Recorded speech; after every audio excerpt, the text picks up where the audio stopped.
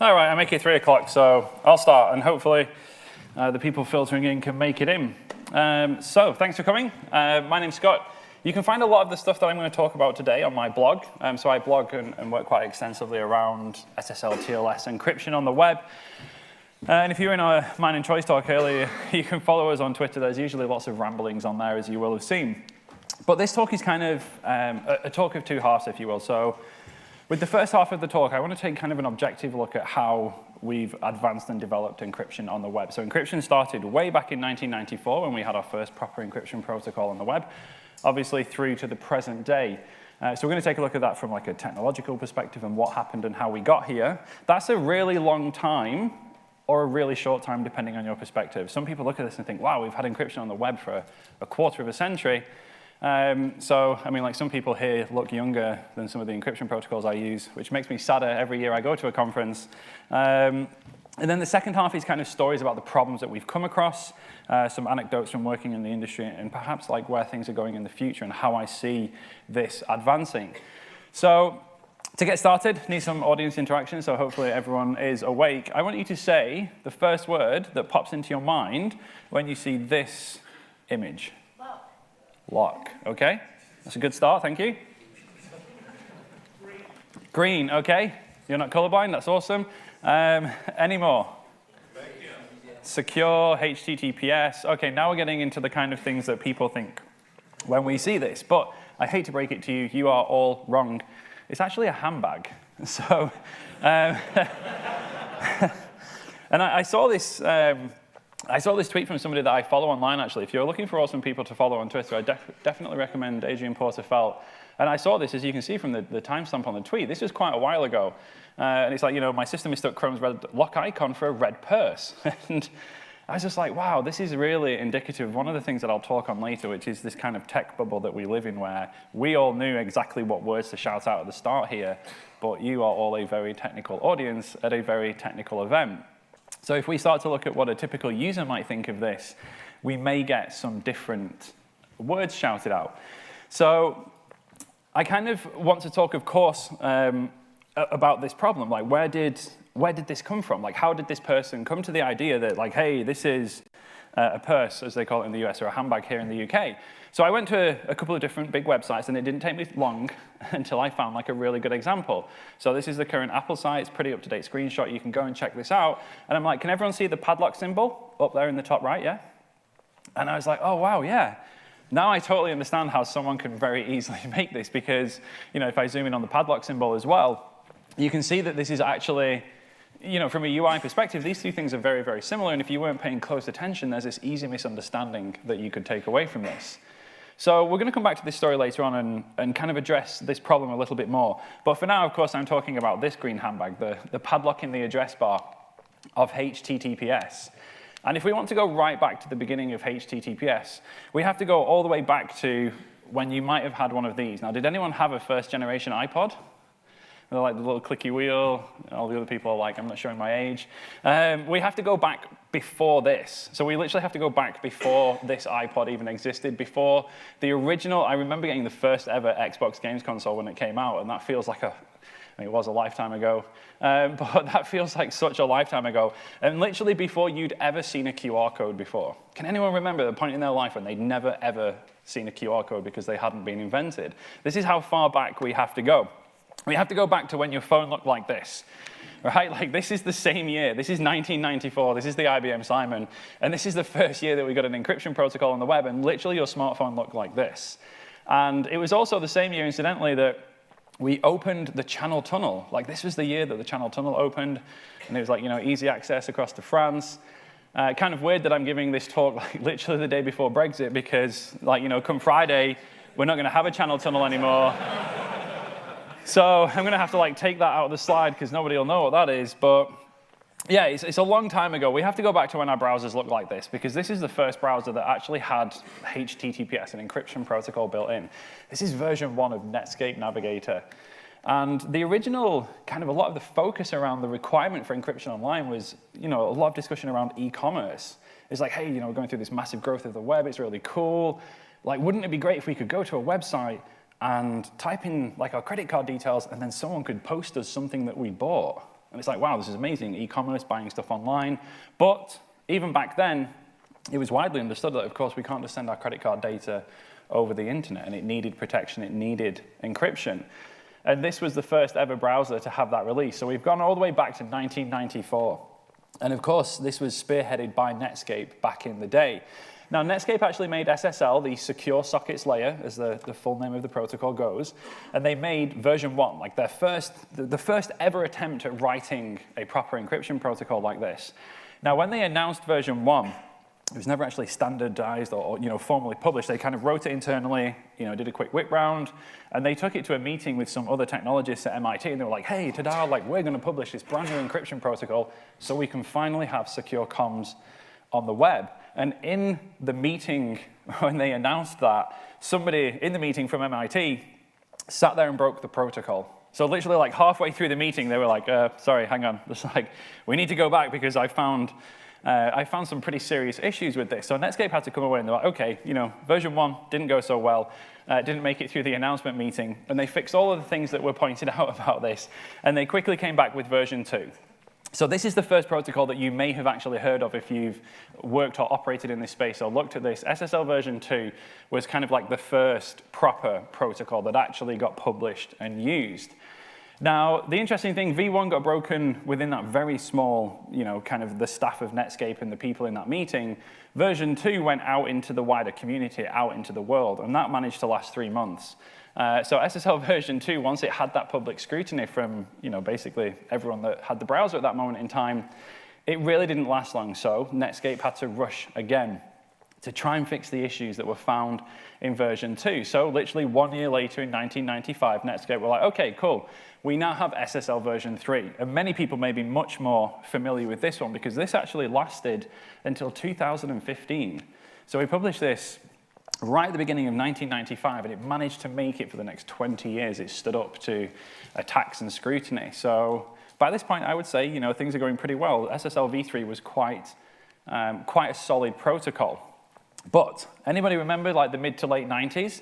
We had Netscape with Navigator, their browser, and there was another browser and another vendor that they were kind of arch rivals with. And everybody may remember what some people refer to as the browser wars, this huge fight between Microsoft and Netscape, Internet Explorer and Navigator, to be the biggest browser in the world, the #1 browser in the world. Now, the problem with SSL is it kind of has, at this point, a little bit of brand association with Netscape because they made it, they created it, they set it off going. And Microsoft's like, no, screw this. They took SSL version 2 and they patched it themselves to make their own SSL version 3. But they called it PCT, which was Private Communications Technology.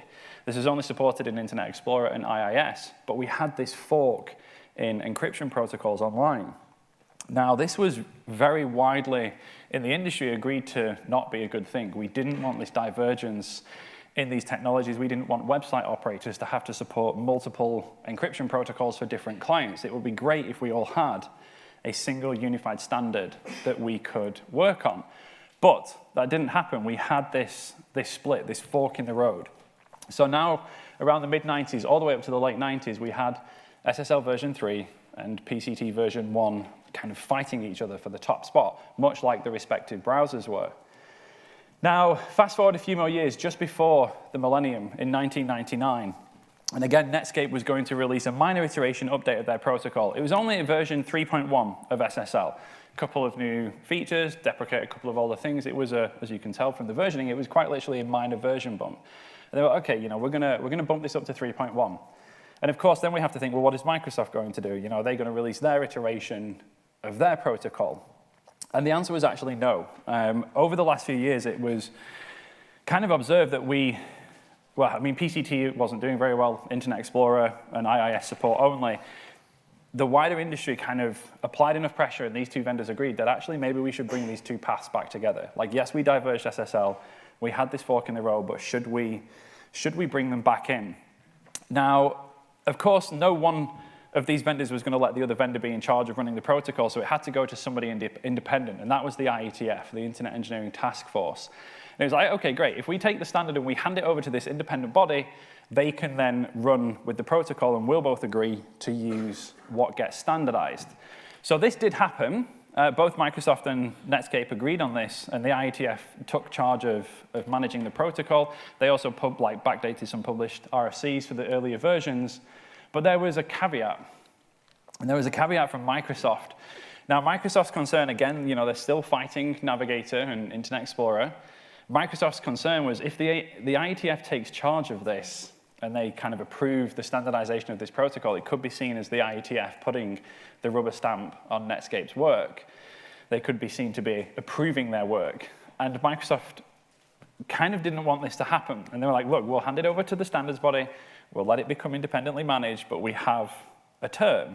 And the main term, and you can go read the internet email archives for this, it's a fascinating read. They said, we have to change the name. Now, everybody in here, if you do work in this space, again, you've probably not heard of SSL version 3.1 because it was never actually standardized as that. Microsoft insisted that the name of the protocol was changed, and it was changed to Transport Layer Security. And this is when TLS came in 1999. So SSL version 3.1 was the actual specification, and they literally just rubbed out the name at the top and wrote Transport Layer Security instead of Secure Sockets Layer. There was no technological change. There was no difference with anything written in this document. And in fact, if you go get the RFC for TLS, so this is the RFC for TLS 1.0, if you drop down through the specification, and I've got a zoomed in section here, and have a look at the versioning fields, in TLS 1.0, the actual protocol version is 3.1, because this was literally just a rebrand. It was a rename in order to keep Microsoft happy. So this is how many people look at this transition and go like, wow, SSL 1, 2, 3, and then we switch to TLS. This must have been a brand new protocol or some significant change or something meaningful. But actually, no, it wasn't. They literally just erased it at the top and wrote TLS instead of SSL. And this is when the TLS versioning started. So TLS 1.0 has version 3.1 under the hood, and that versioning was maintained for all of the next things that I'm about to tell you. Now, interestingly, in 2006, again, under the kind of guidance of the IETF now, a minor version bump for TLS took place, and we went up to version 1.1. Now, the only thing that changed in 1.1, and this is relevant for a story later, was this was just security fixes. A couple of things were patched, a couple of mechanisms deprecated, things tidied up. There was no particularly big, attractive new feature that came in TLS 1.1. It was like a tidy up and a couple of security fixes. So again, fast forward a few more years, and we need to think what's the adoption of this? How are people adopting this protocol? And I want to quickly talk about this graph for the next few versions of TLS. So this graph here is showing, it's a sample from roughly the top 150,000 websites that supported encryption at the time. And one of the problems with doing a talk like this is how far back the data goes, because we only have reliable data so far back. But here we can see the highest protocol versions supported by these websites. Now, if we think about kind of TLS 1.0 is the yellow line. Now, we said TLS 1.0 came back in 99. However, you can see at the start of this graph, we're at approximately 2012, and it's still the highest supported protocol version for most websites on the internet. So quite literally, pushing on 12 years after release, it's still the dominant protocol in use. TLS 1.1, released in 2006, is this orange line. Can anyone actually see the orange line? It's just the flat thing on the bottom that doesn't go anywhere. And it's really interesting because we had this brand new version of the protocol, but there was no incentive for people to use it. Right? It was just like, oh, there's some security patches and things in it, but there's nothing motivating me to upgrade to this. So we're going to come back to this one and talk about more of these protocol versions, because one of the things that you'll have noticed on that graph is one particular version of the protocol did get some really significant uptake, and it was the next one, TLS version 1.2, that came out in 2008. Now, 1.2 came with some very significant performance advantages. There were, security fixes and new features and deprecation of old features and whatnot, but for me, the biggest things in 1.2 were the performance advantages. Because in 2008, the encrypted web is growing, the amount of stuff that we do online is growing, people are becoming very performance-focused. And when you come along and say, hey, we can take this very expensive overhead of encryption and we can significantly reduce the cost, and you can literally reduce TTFB on your page load if you jump up to TLS 1.2, all of a sudden, we saw like a very different change in what people were doing. Because look at the blue line, which is the adoption of TLS 1.2. We didn't see growth in adoption like that. So the TLS 1.2 line is this one here. And the growth in adoption for this was phenomenal. Now, was it just because all of a sudden people cared about encryption protocols, or was it because TLS 1.2 had a very tangible benefit if you were to upgrade to it? And this always reminds me, this particular comparison always reminds me of what Apple do now with iOS updates. Every time, if I'm speaking to a non-technical friend, if I see them talking about an iOS update, they're like, yeah, we're going to go install the new iOS update because there's 5 more emojis. And I'm like, yeah, there's like 12 critical security patches, but let's go for the 5 emojis. And I'm like, but if that's what it takes to get people patching and upgrading, then let's run with that. And for me, I kind of feel like this was what happened in 1.2. People weren't chasing the security fixes and things like that. They were chasing the nice features, the performance upgrades and performance advantages.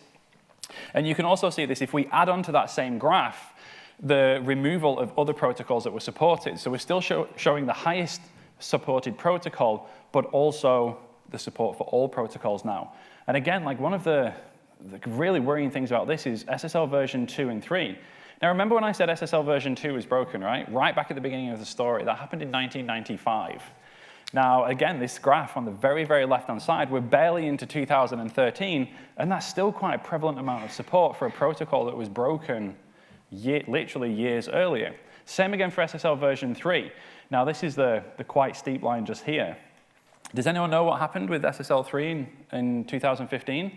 You may have heard of the Poodle attack in the news, and it was quite a big event at the time, actually. So 2015 came, all the headlines hit, Poodles happened, SSL v3 is broken. You must immediately disable support for this because we can't guarantee any security with the protocol anymore. And you can literally see, like, when those news headlines started to drop, it just fell off a cliff. Now, this is a much bigger improvement than SSL version 2, for sure, but it took those industry, like, headlines, all of this panic, if you will, of like, oh my gosh, there's this horrible Poodle virus. Like some people call it the Poodle virus, which kind of shows a level of misunderstanding here, but we need to be not only better at adopting these newer versions of the protocols, which we're still having some issues with, but making better progress, but we also need to get better at cutting kind of like the back of the list as well. We needed to, like SSL version 2, this line should be flat.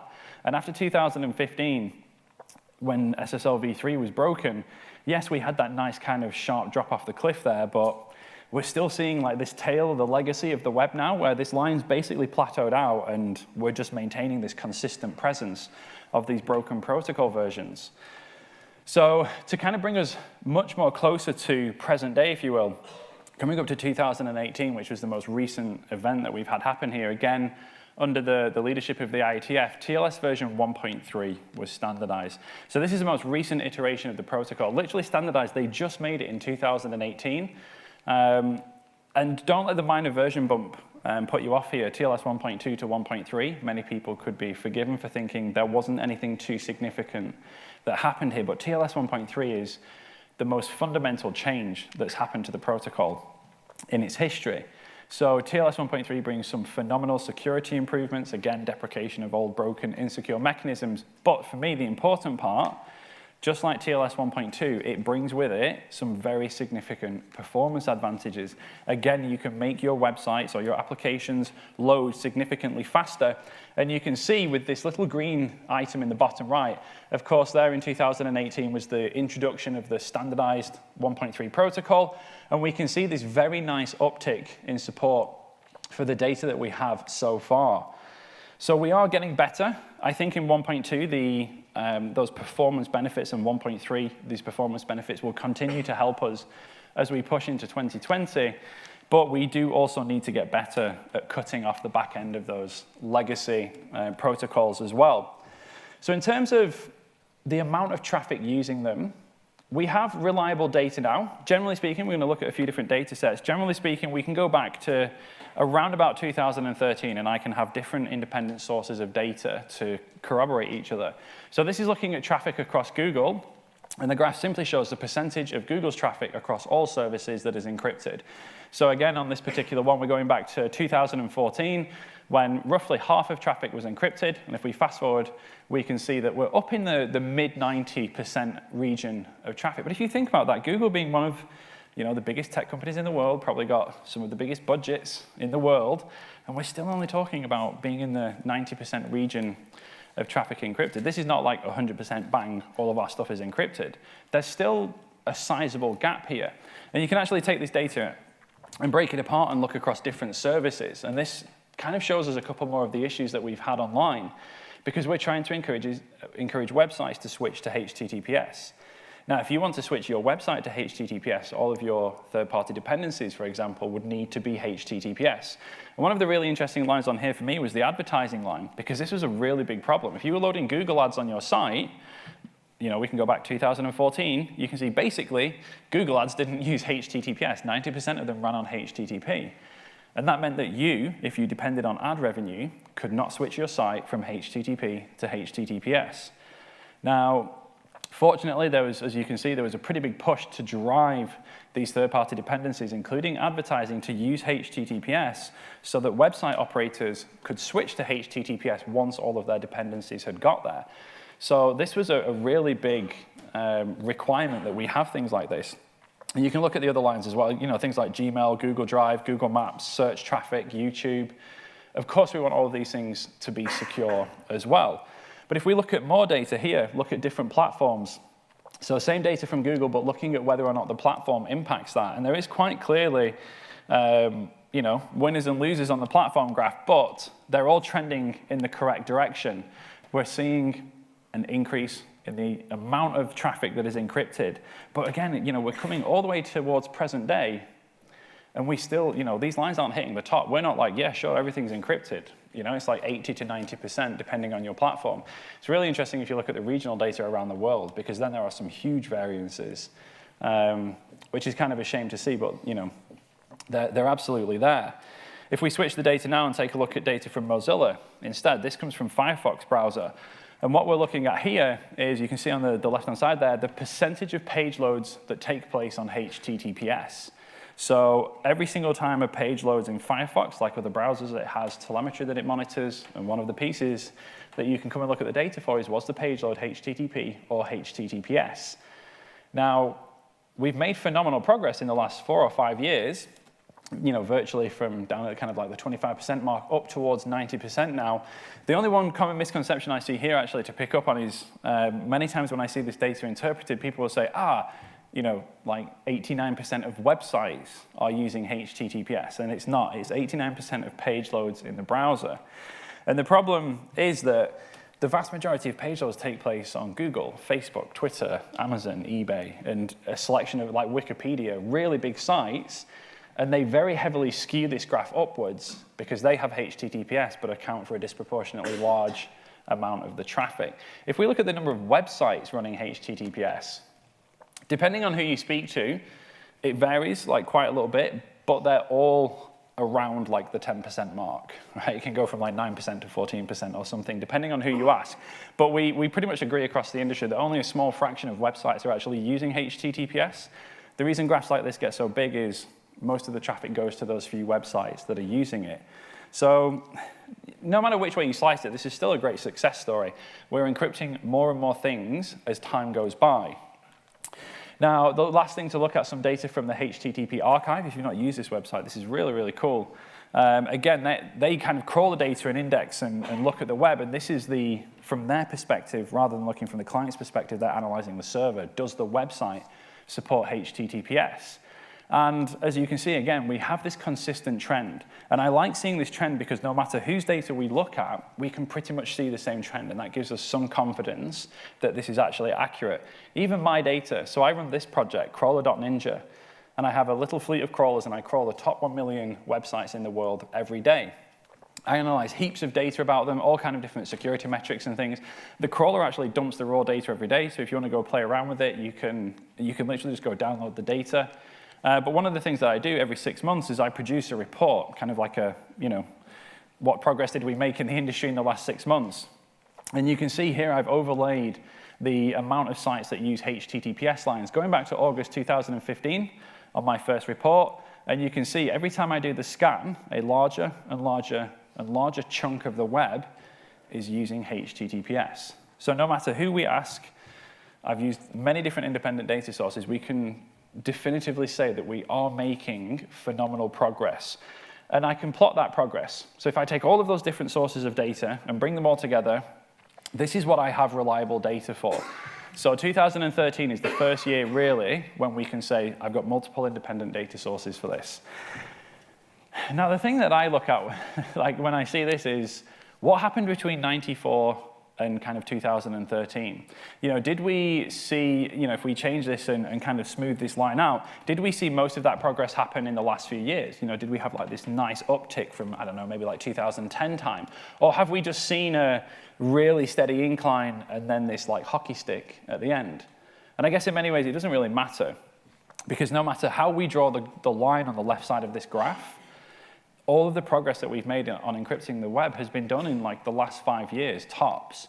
So, if we look at it that way and think, if we can do that in 5 years, we have to continue pushing, because a lot of the data here is focused on HTTP traffic. So we're talking about essentially kind of like the browser and a website. Then we have things like email, messaging service, applications that, are not browsers and websites.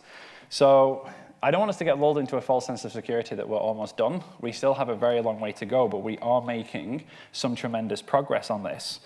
Now, with any kind of large amount of progress like this, a big shift in the industry, a big change in the norm, this is a change for the better, undoubtedly. But there are going to be people that want to try and leverage that change in bad ways. Whenever something changes, whenever something new comes along, there's always going to be someone that wants to take advantage of it for bad purposes. And the use of encryption on the web was no exception to that trend. So we've seen things like this, where this is a study done by Netcraft. They have some fantastic data online that you can go read.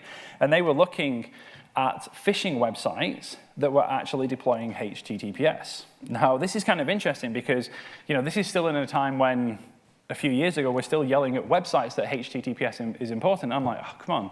Like even phishing websites are using HTTPS now, right? Like this should be kind of a given. And they actually had a graph a bit further down of the two big suppliers here. So Komodo and Let's Encrypt both have free certificate offerings. And of course, this is why phishers choose them, because they don't have to pay any money, they don't need a credit card, there's no financial trail. But the phishers were getting certificates and installing them onto their phishing websites. Now, you have to kind of think why. If I go to a phishing website and I'm going to type in my username or password or my credit card number or whatever it is that they're trying to steal from me, like, why are they trying to make sure that it's encrypted on the internet so that no one can steal it? I'm like, you're stealing it. It's not, we don't need to, are they trying to stop other people from stealing it? Why were they going to the trouble? And I have a video here and we'll watch this and see if we can figure it out. Supercar! Defender of the galaxy, complete with powerful disc cannon and realistic sounding jetpack! Defender of... Oh, you know what? I can't do this. It's all rubbish. It's a scam. If you order me, you'll get nothing. Look, in there, you need a padlock when you pay for stuff. If there isn't one, the website could be fake. Oh, look at that. Defeat online fraudsters this Christmas! Does anyone remember seeing that just before Christmas, the year before last? Anyone from the UK, where it was aired? So this was literally primetime television in the UK on the run-up to Christmas. Everybody's going online buying stuff, and Barclays ran this advert. Now, which phrase in that video do I take issue with? Who can pick up, like, did anyone pick up on something in there? Yeah, if it's not the log, we're not real. Okay, exactly this. Have a look up in the address bar, and if you don't see the padlock, the site could be a fake. Now, what does that imply? If it doesn't have a padlock, it could be a fake. So if it does have a padlock, then it's not a fake, right? So now, this was literally the year before last, on the run-up to Christmas, primetime UK TV, from a very, reputable bank. This is one of our leading high street banks. And it's this kind of misinformation around what the security indicator in the browser means. And this is why phishers are using HTTPS almost exclusively nowadays, because there is this huge misunderstanding around what the padlock symbol actually means. The padlock symbol means your connection is encrypted from you to the web server that is serving you the page. It does not mean anything about safety, about trust, about the reliability of the site, about their intentions. It means that you have an encrypted connection. You could have an encrypted connection with the devil. It does not make the devil a good person, right? It just means that you can speak to the devil securely and no one else in this room can hear what you say to them. So this has been a huge problem. And to be fair, like, I can see where this came from. This kind of bad advice that has been around virtually for the last 20 or so years. Because if you think about it originally, when encryption was first starting out on the web, it was literally like Google and Amazon and eBay that had certificates, right? That was basically it. You could go to maybe Facebook as well. And it was literally just these 4 or 5 or 10 websites that you might use that had encryption. So this guidance of look for the padlock kind of did stand up to a little bit of scrutiny a long time ago, because it was only those websites that could afford to spend all of that money on certificates and have the technical capabilities to do it. But the problem now is certificates are free, and most services, if you're in any kind of cloud hosting environment, you don't even have to manage them yourselves anymore. It's just click, turn on HTTPS, and you're done. So this advice that was kind of wrong to start with has stuck around and done a lot of damage. And actually, some people complained to the ASA here in the UK. So this is our advertising, this is our advertising standards agency, and they govern, the things that you can and cannot say in adverts on television. And somebody made a complaint about this particular advert, and the ASA said that they got 15 complaints, basically challenging whether or not the advert was misleading around whether websites with URLs with green padlocks were guaranteed to be safe. Now, this was kind of an interesting complaint, because from a technical perspective, hopefully we all agree that the advert was misleading, and the ASA, they did agree, and they upheld the complaint. And this was really interesting, because they said consumers were generally unlikely to have a detailed understanding of the website padlock symbol. And I think that this is a fair comment. I think that this is accurate. So the website padlock symbol, as they refer to it, is actually the connection security indicator. And as we've just discussed, all it talks about is the security of the connection. Nothing to do with the content or the person that operates the site, just the connection. Now, we're saying here that consumers don't have this understanding, and I want to be absolutely clear that that is not a criticism of the user, of the consumer in this regard. I do not believe that users should have to have any technological understanding of what these browser indicators mean. So I just want to be clear on that point, because this is not a shot at the users. This is a shot at us as the people providing the technology. So what happened with this? They said that you have to take the ad down. Basically, this is what happened. The ASA said it's misleading, it has to go. Because the website padlock security measure did not guarantee safety from online shopping or payment fraud. The symbol does not guarantee safety, which is true. This is correct. Anybody in the world can go out and get a certificate for a website. It does not imply anything about the host. So the amount of information out there on this that is wrong, it took me a few seconds on Google to find all of these. I literally just typed into Google something like green padlock safety, or, and it's like, oh, here's loads of information pages from loads of different companies saying very similar things. What does the padlock symbol in the corner of my screen mean? It means the page you're visiting is secure. No, it doesn't mean the page is secure. And I realize this is like a really picky point, but it doesn't mean the page is secure. The page could be loaded with malware. If there's a padlock in the top left, is the page secure? No, it's about connection security. And there's loads of these. I could go on for the rest of the day. But does a green padlock mean a website is safe? And then there's another one here from GetSafeOnline, who usually have some quite good stuff. So it's easy to come across this misinformation. I think that we could hopefully all agree that many users probably already have this misunderstanding. And again, that's not a criticism of them.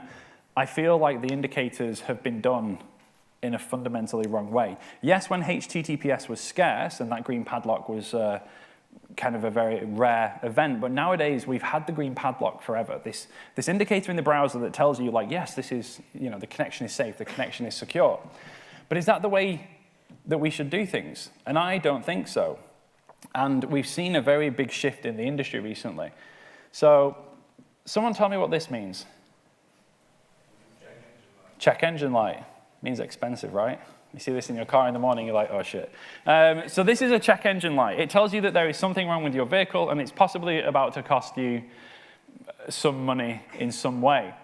So it's a light that comes on in your car that tells you when something is wrong. Does anyone here have a light in their car that tells them that everything is okay? No? Does it only tell you when it needs your attention and there is a problem? If everything is okay, it's just kind of like, shh, no notifications, no lights, no information. The default state is that everything is okay. I will warn you when there is something wrong that needs your attention.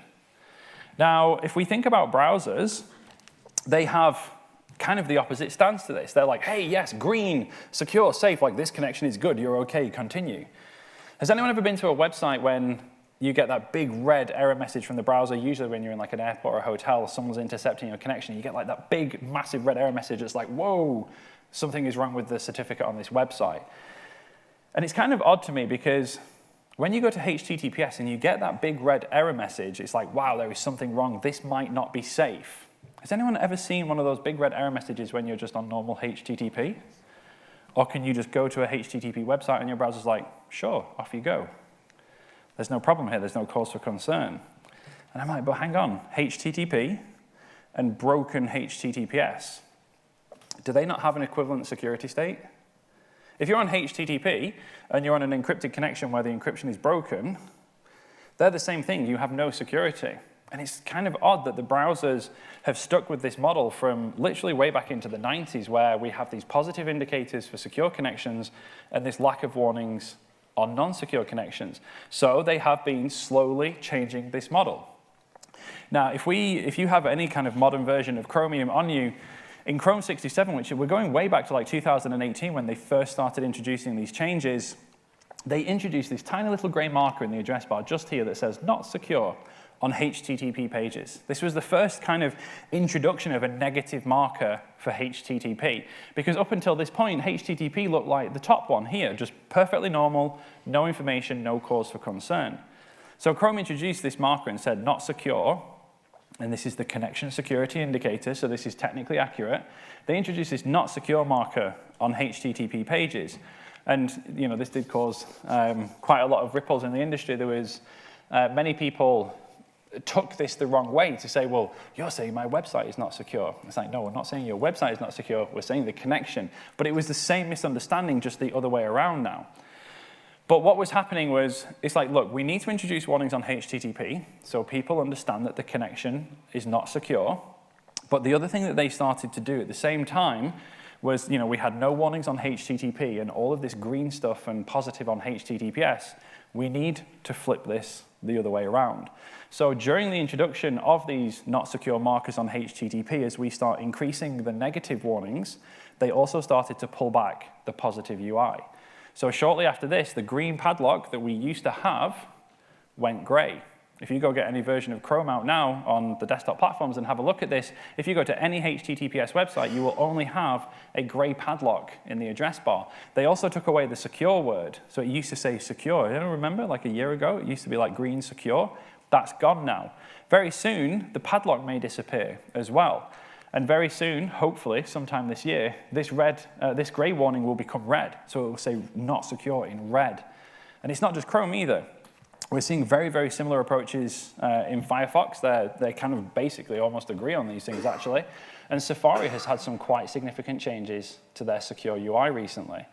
So I like this approach. I like this model where what we're almost saying is encryption is going to be the default. It's going to be the norm. Encryption is nothing, nothing to talk about, nothing to notify. It's like the check mark in your car, right? It's like that everything is OK. We don't need to know that. If everything is OK, we can just have a plain standard UI. I only need to know when there's a problem. I only need to know when things aren't secure. So this is, for me, I feel this is the correct direction to go. I'm glad to see that not only Chrome and Firefox and the other leading browser vendors are going in the same direction. They're removing the positive UI and introducing these warnings in there. So now if we take a look at Firefox here, you can see theirs is a little bit more kind of prominent, you could say. So up here, you see this is a HTTP address, and they have this nice little padlock with the strike through. It says not secure. So we're going to start to see more of this. These warnings are going to become more prominent. Certainly throughout 2020, I think Chrome's will turn red this year, which will be quite a, that's quite a prominent statement. That's quite a bold statement to make in the UI. So kind of change of pace. I want to talk about this. Anyone particularly big fan of SpaceX? Anyone see this launch when they launched these two rockets? So for size kind of comparison, this is like a 30-story building tall or something. They blast these giant rockets into space, and then they land them both back down on these bullseyes on the floor. It looked like this.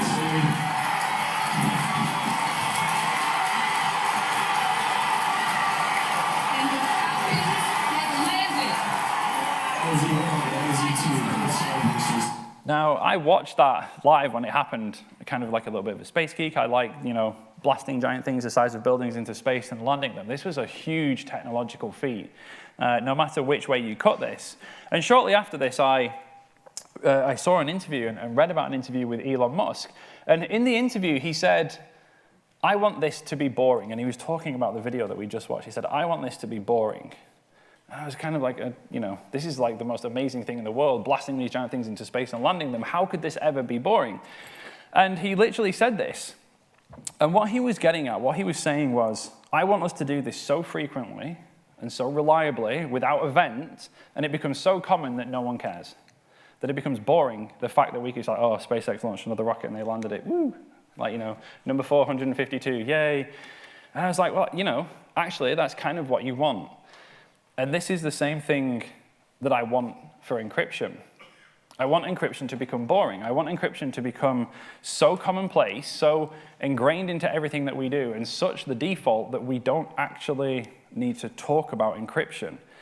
Everyone have friends now? Anyone here use a VPN app on their phone? Right? I have one. I'm kind of like 50-50 on whether I'm going to keep it and keep using it. But why do we use VPN apps? It's like, I'm at a hotel on the Wi-Fi or an airport, or maybe I'm in a location where I don't feel safe, so I'm going to use my VPN to give me some extra encryption to protect me against the bad things. And it's like, but what if everything was just encrypted and we didn't need to think about that? What if it was the default? What if it was the norm? And the reason I just mentioned I'm thinking of, kind of like 50-50 whether I need a VPN app now is because I know that pretty much all of the websites that I go to and all of the apps on my smartphone are doing encryption. And if we could get to a point where encryption was just completely ubiquitous across the board, we wouldn't need to think about these things like, oh, I'm in an airport, like, should I turn my VPN on? Am I safe? It's like, it doesn't matter, encryption's in everything. We don't need to talk about it anymore. And that's where I want to get to. But when I say things like this, I inevitably get comments like this back. Right? Someone comes to me and they're like, why do you need all this encryption? What are you doing, Scott? It's like, you must be doing some bad shit on the internet if you need this much encryption. And it's like, no, right? Like, I don't have to be doing something wrong to need encryption. I don't have to be a bad person and have stuff to hide. And I think many people understand this. They've just not kind of thought of it in the right way. Like, for example, if I came to you and said, can you just unlock your phone and pass it to me and let me look through your pictures? Well, what have you got to hide? There's nothing in there that you don't want us all to see, right? It's like, what about you, Robin? Can I have your phone and read your messages? And it's like, well, what's in there? Like, what are you trying to hide, right? You have nothing to hide. You shouldn't need this privacy. You shouldn't need this protection. And remember that encryption provides privacy, and privacy is a fundamental human right, right? Like, it's not a case of whether or not he has something to hide. You deserve this. You should expect and demand this. So don't let people kind of lead you into this argument of like, oh, only bad people need all of this encryption to stop people from reading their messages. It just doesn't work that way. And a really good way I found of flipping this argument around recently, someone was quite vehemently having this argument with me. And they were like, you shouldn't have anything to hide. So what if people can read your messages? And I was just like, wow, this is like really weird. But then later in the conversation, they said something. And they said this. And I was like, oh, well, this is really interesting because what do you have to hide?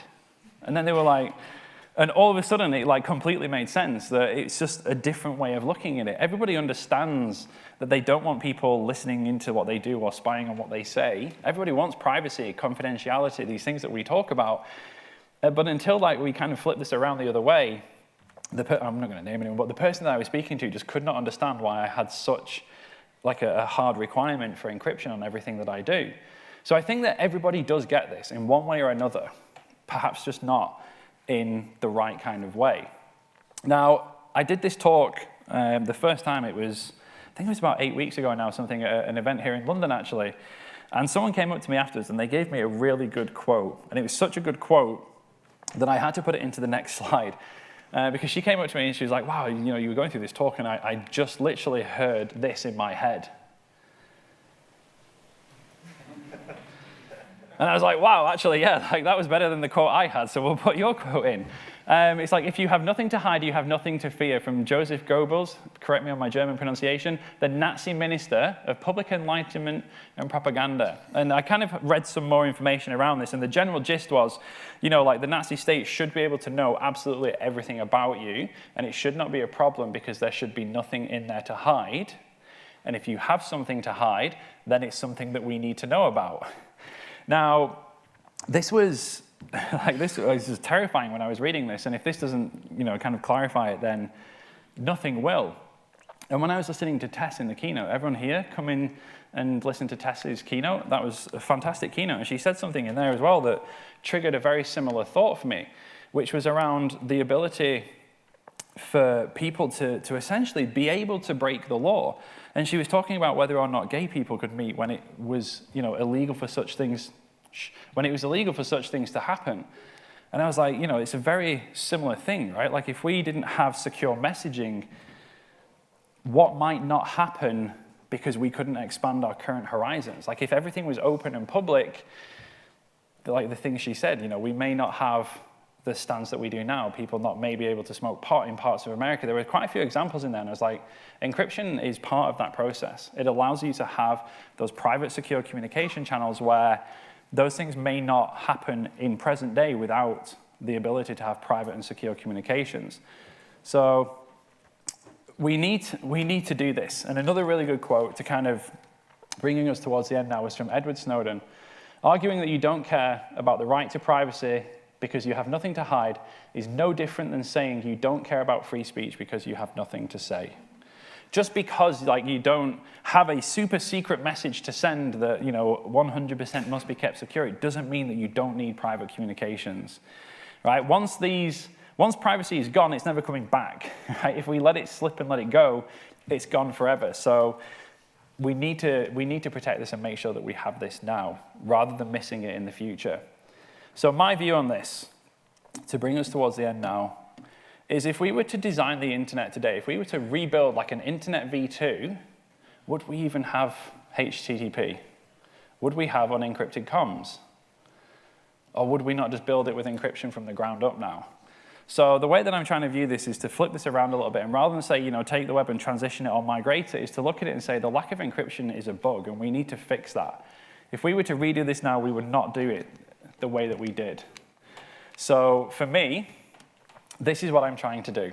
I'm trying to fix the bug that is the lack of encryption on the internet. Thank you very much.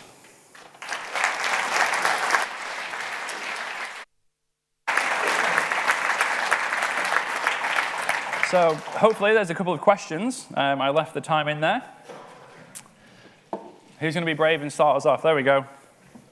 More of an observation than it is a question, really. Okay. I think that bug will probably be fixed if you change the word in the browser bar from secure to private, and you replace the padlock with a little license with a line for it. Okay. And change the focus completely on everyone's opinion of what that actually means.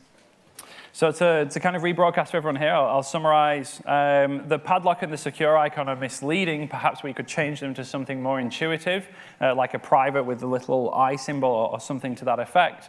Yeah, for sure. Like I completely agree with the first part. I think the padlock and the word secure are misleading. Like if you click into the padlock, it drops down and says connection security, and it is more detailed, but no one gets that far. And the other thing as well, Adrian Porterfelt, whose tweet I had earlier, and Emily Stark work really extensively on the Chrome security team with this, and they've actually done like case studies on different UIs and icons and terms and phrases.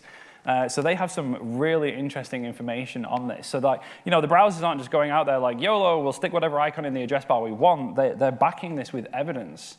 And it's really interesting because I'm like, oh, hey, wouldn't this be a great idea? And Emily's like, nope, here's the white paper, it's dumb. I was like, okay, thanks.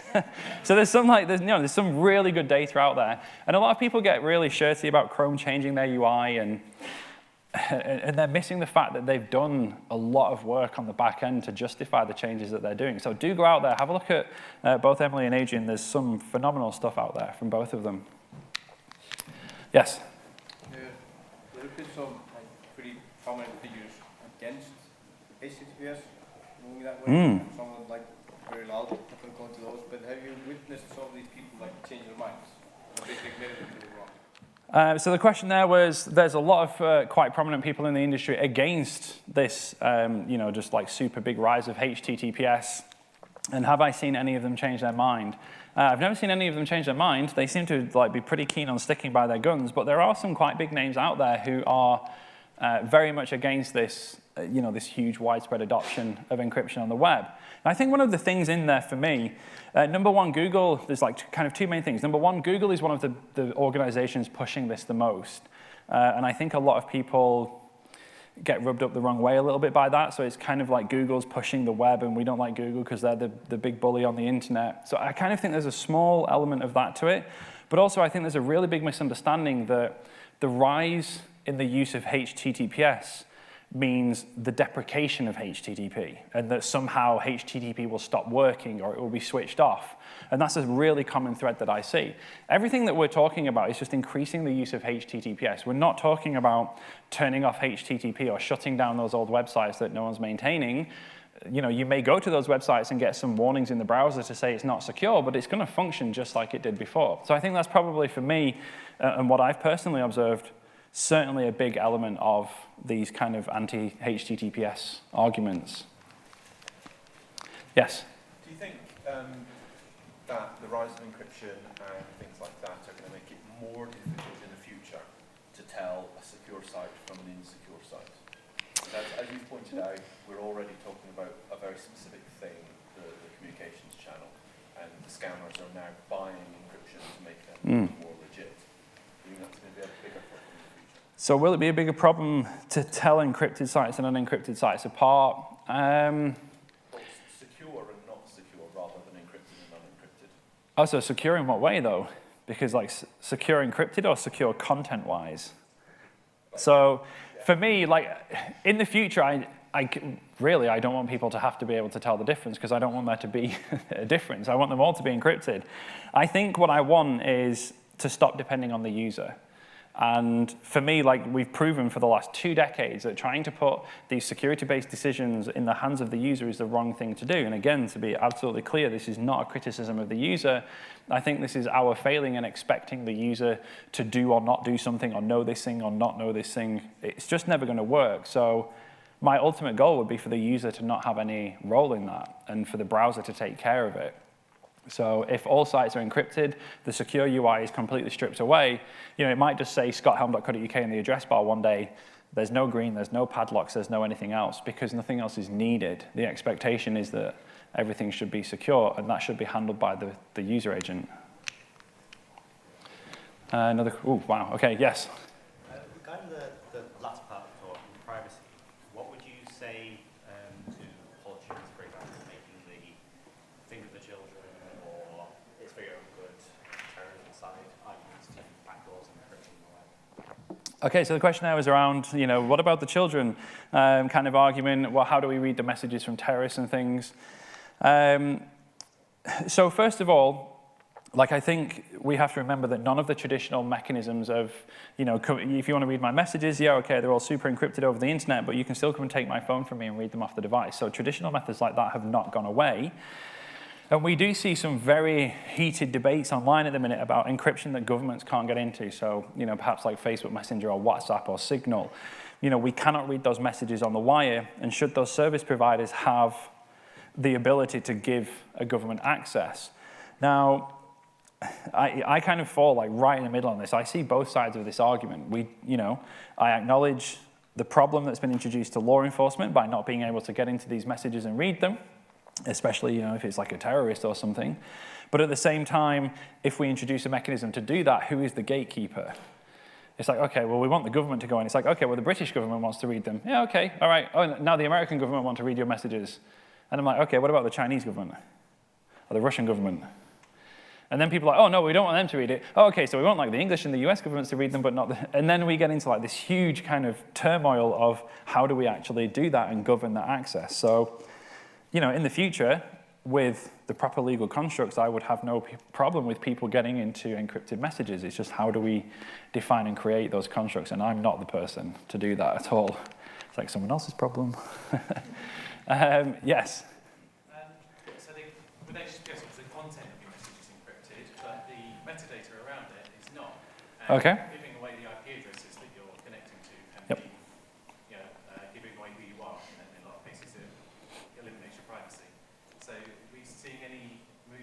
encrypt some of that data? Yeah, so that's a really good question. The point there was that basically HTTPS encrypts the content. So if you're loading a page, it encrypts the content of the page, but there's still a heap of other metadata that will leak a lot about you. You can see your source IP, uniquely identify the client. You can see DNS resolutions, which will usually give you the host name as well. So yeah, for sure, we're seeing lots of efforts in that space in order to improve on general privacy. So HTTPS is like anything. It's not the 100% solution. It's not a silver bullet. It encrypts the content. We've seen the introduction of protocols like DOH, which is DNS over HTTPS, and DOT, which is DNS over TLS. So DOH is getting quite a lot of widespread support. At the minute, I have a blog post on this, which allows us to encrypt our DNS traffic. Then if you're familiar with encryption protocols, we have something called SNI, which is server name indication, which used to leak the metadata, which was the host name. So we now have ESNI, which is encrypted SNI. So yeah, for sure, HTTPS is not, it's not the final solution. It's the first step, and it's probably the biggest step. And I think the subsequent steps after that will become smaller and easier to take. But we do still have a lot of other areas that we need to address, for sure. Yes? Can you explain why TLS 1.3 immediately started at 10% adoption? So why did TLS 1.3 just like wham, suddenly come in one day?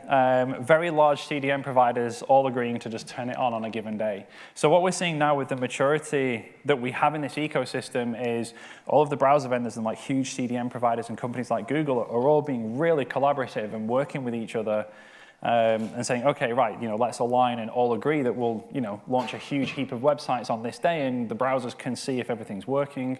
So yeah, TLS 1.3, I don't think it was I was probably too far back and my clicker's dead, but TLS 1.3 didn't have like a rising line. It was just like, boop, straight in at, like 8% or something like that. But it's because we now have this maturity in the industry where everyone can sit down and work together. So yeah, we saw just like a massive turn on day one.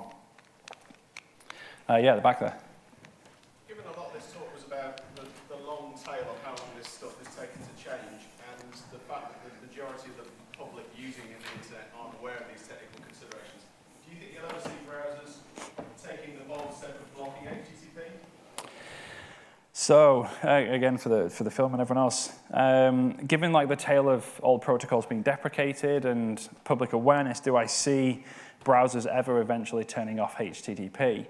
I mean, if I cast my mind far enough forward, yes. Like, at some point in the future, it must cease to function, right? I think to give you a more appropriate answer is like, I don't think in any reasonable amount of time. I certainly can't see within the coming years there's not even been so much as a mention of it that I've seen. So I reckon for at least like the next 10 years, we're probably going to be fine. There's no reason HTTP can't stay there. And it kind of ties in with the question down here before about these anti-HTTPS arguments. I don't think the increase in HTTPS is necessarily going to bring about the end of HTTP. Okay, maybe time for one or two more questions. Was there any other hands? Yes? Do you know of any CI tools that will help you make sure that you are on the latest stuff and it's there? Maybe because we don't update, because we don't prioritize it, but if it's shining red in our CI/CD, it will be easier. So do you mean like whether your public site is using HTTPS? And I don't know of any tooling around like CI or CD. There are a couple of good sites out there that can, so SSL Labs is a really good tool. You literally just go to their website, point your domain, and they will scan your site, tell you, hopefully you know whether or not you have HTTPS, but they go really deep into, do you support the correct protocols, cipher suites, and different kind of technical aspects of that. So SSL Labs is free. You literally just go there, takes like 60 seconds to do the scan, and you get this awesome report that has everything that you could possibly need in it. So check out SSL Labs if you've not had a look at that. And there was one more. I think we've literally got time for one more. Yes? Do you have views on things like Forcepoint, where they kind of use man in the middle for proxy if you're connecting over a corporate network? So again, the question there around essentially man-in-the-middle proxies, like corporate termination. I don't have a direct opposition to the idea of that. I understand corporations wanting to, install these proxies at their borders and terminate traffic. They want to see what's coming in. Is there any bad stuff coming in? They want to see what's going out. Like, are we, pumping all of our data out somewhere? So I totally understand the requirement. The issue is, like, whenever I see this, it's not done in the proper way. So these middle boxes, these proxies, whatever you want to call them, don't support the latest protocols. So if this device comes into the connection and it only supports TLS 1.0, client and server drop to the lowest common denominator. And we've seen loads of other issues around them as well, but I get the need for them, and I see the need for them. I just think the vendors really need to step their game up in that regard, because we constantly see issues. They're not validating the certificates properly. They don't support all of these cool new features, so all of your browsers internally lose them. So yeah, absolutely see the need. Bit of a shame that some of the vendors aren't quite on the ball. But we are out of time there. I'm going to hang around afterwards, so if there's any more questions, please do feel free to come and grab me.